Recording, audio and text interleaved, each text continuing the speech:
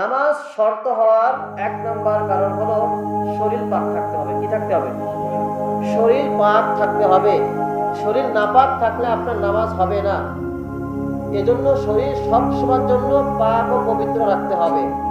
অনেক সময় দেখা যায় যে আপনি বাজার ঘাটে গেছি, আপনি যখন আসলে নামাজের কথা বলছে, আসলে নামাজ পড়তে যায়, লজ্জার কারণে যায় না, পাকার পাক কি এরকম হয়? কি হয় না?